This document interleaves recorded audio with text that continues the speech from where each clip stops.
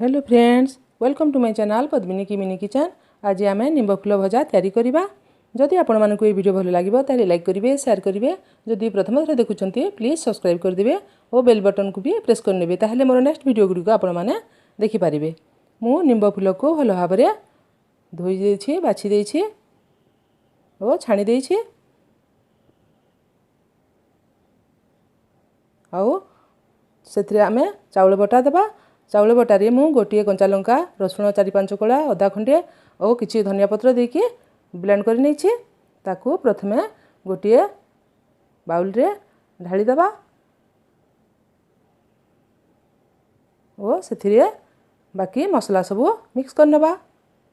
प्रथमे लूण देबा स्वाद अनुसार,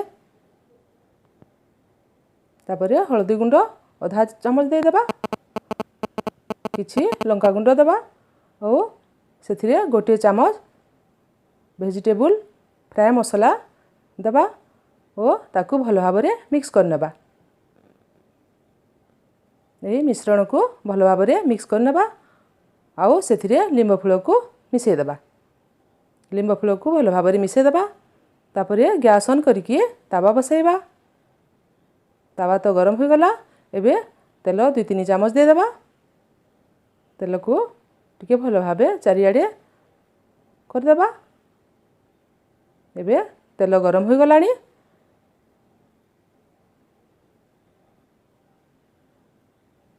लिंब फूल को एमिति छोट छोट गोल आकार रे एमिति ताबारे देबा।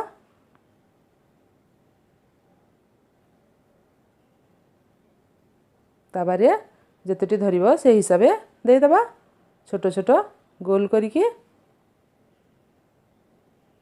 चाउल बटा दे लिंब फूल भजा बहुत टेस्टी लगी थाए। आपण माने निश्चय ट्राए करिवे। आउ एहा हेल्दी मध्ये अटे। एबे लिंब फूल भजा गोटे साइड हे गला, ताकू उल्टाई देबा।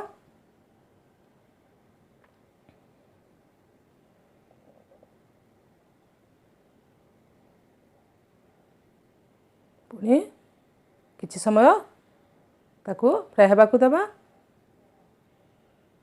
यही लिंब फूल भजा क्रिस्पी हेले बहुत टेस्टी लगी थाए। बेसी पिता लगी न थाए। यह समस्ते खाई पारिबे, छोट छुआ माने मध्य खाई दे पारिबे।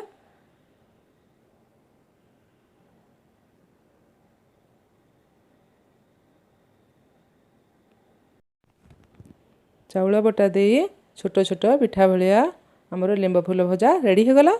एबे ताकू प्लेट रे काढी नेबा। एबे आमे आउ गोटे प्रकार रे लिंब फूल भजा तैयारी करबा। पुणी तेल गोटे चामच देला।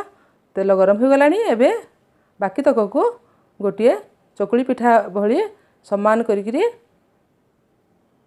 भाजी देबा। जेते पतला हबो यह सेते टेस्टी लागिबो। लिंब फूल भजा टेस्टी तो लागिबो, ता सहित हेल्दी मध्ये अटे। आपण माने एई चाउल बटा देकी लिंब फूल भजा निश्चय ट्राए करिवे।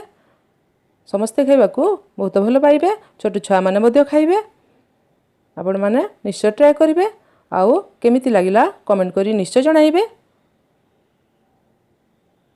पुणी देखा हबा नेक्स्ट वीडियो रे। रहिली, नमस्कार।